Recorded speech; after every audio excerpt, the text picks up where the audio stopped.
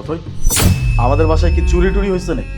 মানে আমার ওয়ালেটে কোনো টাকা পয়সা নাই, আমার ব্যাংকের প্রত্যেকটা কার্ড লিমিট শেষ হয়ে গেছে, আর ঘর বাড়ির কি অবস্থা, মানে এমন কেন, এমন অগোছালো কেন? শোনো, কোনো কিছু চুরি টুরি হয়নি। তোমার তো এমন বই দরকার ছিল, তাই না? তো আমি আমার মতো করে নতুন ড্রেস কিনেছি, নতুন ব্যাগ কিনেছি, কিছু কসমেটিক্সও কিনেছি। ব্যাস, সিম্পল বিষয়। মানে রান্না কি করছো ডিনারে? কি বললে? ডিনার? শোনো, আমি না এসব রান্না বান্না করতে পারি না। তোমার কি মনে হয় আমি এসব রান্না করতে পারি? কখনোই না।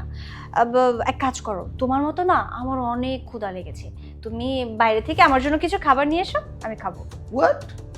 দেখো তুই, আমি না কোনো ঝামেলা করতে চাচ্ছি না। তুমি অনেক দিন হয়েছে এই বাড়িতে আসছো, এখন অন্তত তোমার রান্না বান্না শেখা উচিত, এটা এটা আমার মনে হচ্ছে। খাবার রান্না করা শিখবো? তাও আবার আমি? শোনো, আমি না ম্যানিকিউর করেছি, আর তুমি জানো আমার এই ম্যানিকিউর কত দামি? আর তাছাড়া আমি যদি আবার পার্লারে গিয়ে ম্যানিকিউর করতে চাই, তুমি তো আমাকে সেই টাকাটাও দেবে না। অথই তুমি না একটা ইউজলেস। ওই যে কথায় আছে না, হাতি এক দাঁত দেখায় আরেক দাঁত দিয়ে খায়, তোমার হয়েছে এটা। তোমাকে উপর থেকে দেখতে যতটা সুন্দর, তুমি ভিতর থেকে ততটা নিকৃষ্ট। তুমি কোনো কাজকর্ম কিচ্ছু জানো না, শুধুমাত্র মানুষের ক্ষতি কিভাবে করতে হয় সেটা খুব ভালোভাবে জানো। এর থেকে তো আমার এতেই অনেক ভালো ছিল, অন্তত রান্না বান্না ঠিকঠাক করতো, যেটা আমি খেতে পারতাম। ও আচ্ছা।